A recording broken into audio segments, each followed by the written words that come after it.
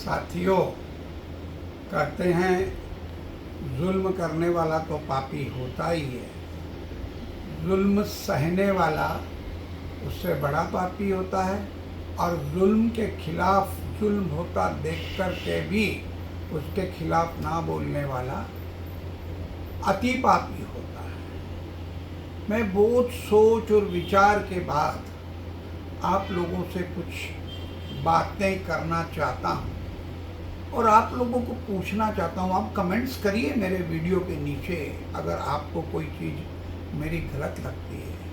आपको याद होगा एक सोची साची षड्यंत्र रचा गया मनमोहन सिंह सरकार को उपदस्थ करने के लिए, जिसके अंदर अन्ना हजारे, केजरीवाल, किरण बेदी, ये सब लोगों ने मिलके आंदोलन चलाया और मोदी कहते थे रोज एक घोटाला, रोज एक घोटाला। घोटालों के नाम गिनते थे 2G, कॉमनवेल्थ गेम और कोल स्कैम, हेलीकॉप्टर स्कैम, इतने स्कैम वो गिनते थे। विनोद राय, जिनकी एक बोगस रिपोर्ट के ऊपर, आपको पता है संजय निरुपम ने विनोद राय के ऊपर मानहानि का केस डाला था और इसी विनोद राय ने उनसे अदालत में माफी भी मांगी थी।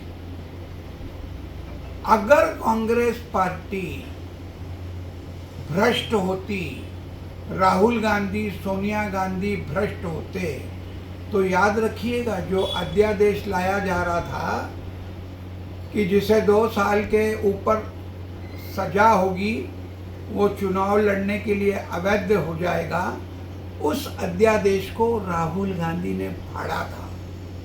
और लोगों का कहना था कि देखिए राहुल गांधी ने कैबिनेट मिनिस्टर लोग की जो राय थी उसको नहीं माना। राहुल गांधी एक ऐसा व्यक्तित्व है, वो ये नहीं सोचते कि मेरी पार्टी है या उसकी पार्टी या बीजेपी पार्टी है, सत्य का साथ देते हैं। वो अध्यादेश फाड़ने का परिणाम आप लोगों ने देखा।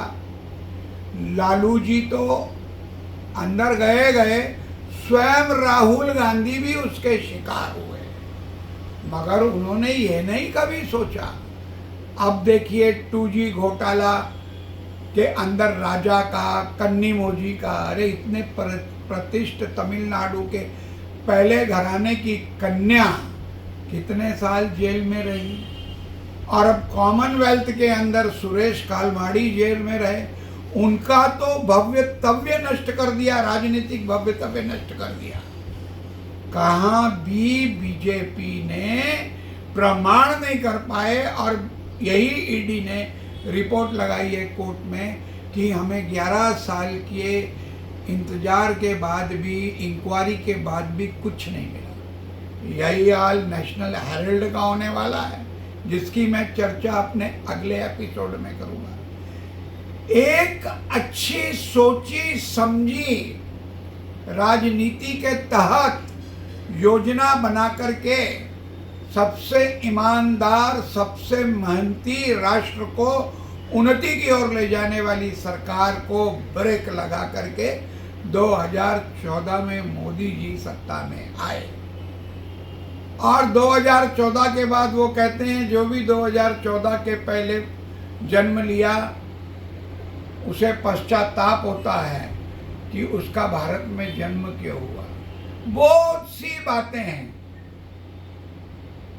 मिलिट्री के अंदर लाखों पद खाली कर दिए बख्शी जी ने खुद का, और अग्निवीर योजना लाए। अग्निवीर योजना 4 साल के बाद रिटायरमेंट। मोदी जी मैं आपको तब मानूंगा, मैं आपकी पीठ थपथपाऊंगा, आपके गुणगान करूंगा, अगर आप राजनेताओं की पेंशन खत्म कर दें।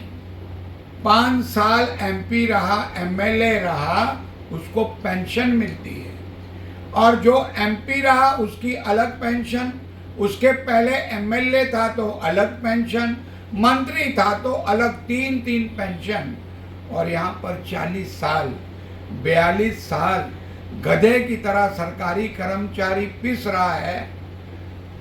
उसके परिवार को प्रॉपर एजुकेशन नहीं दे पा रहा है। जो एजुकेशन दे पाते हैं वो कर्जे के नीचे दब जाते हैं। रिटायरमेंट के बाद सारा सेटलमेंट कर्जों में जाता है, और जो कल युग चला है उसमें औलाद पूछती भी नहीं है। तो ये जो चीजें हैं इसके ऊपर आपको और हमको विचार करना है कि देश में ऐसा क्यों हो रहा है। राहुल गांधी एक ऐसा व्यक्तित्व है जो आम आदमी की पंक्ति में सबसे आखिर में खड़े हुए इंसान के बारे में सोचता है। उसको पप्पू साबित करने के लिए बीजेपी की व्हाट्सएप लेबोरेटरी ने अरबों खरबों डॉलर खर्च किए, परंतु उन्होंने अपनी भारत जोड़ो यात्रा के माध्यम से वो खर्च किया हुआ सारा पैसा वो गलत धब्बे पप्पू के लगे हुए धो डाले। तत्पश्चात किसानों के आंदोलन में भी उन्होंने बात की, अब जाति जनगणना की भी बात की, आगे बहुत कुछ वो बात करते हैं। मैं भारत के युवाओं से, बुजुर्ग तो कांग्रेस के साथ है ही हैं, मैं यही कहूँगा युवाओं को सोचना है आपका भविष्य क्या है, आपके बारे में सरकार के पास क्या योजना है।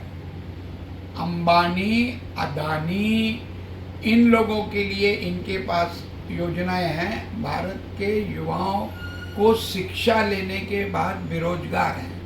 वीडियो काफ़ी लंबा हो जाएगा, आप बोर होंगे, इसलिए मैं इस वीडियो को यहीं समाप्त करूंगा, और इसके बाद जो दूसरा वीडियो आएगा वो मैं अग्निवीर के ऊपर आपसे चर्चा करूंगा। हफ्ते में एक वीडियो मैं रिलीज करूंगा, क्योंकि भारत का नागरिक होने के नाते इंदिरा जी के त्याग, राजीव गांधी जी के त्याग, नेहरू जी के त्याग, सरदार पटेल जी का त्याग, लाल बहादुर शास्त्री जी का त्याग, इस त्याग और बलिदान को व्यर्थ ना जाए, तो मेरा कर्तव्य बनता है महीने में 4 वीडियो तो जरूर रिलीज करूं, चंद बातें आपके बीच में रखूं। मैं ये जो भी कह रहा हूं सिर्फ कांग्रेसियों को नहीं कह रहा, प्रत्येक भारत के जनता के वासियों से कह रहा हूं। सोचो, समझो और मैदान में आओ, गलत को गलत कहने की हिम्मत बताओ। जय हिंद।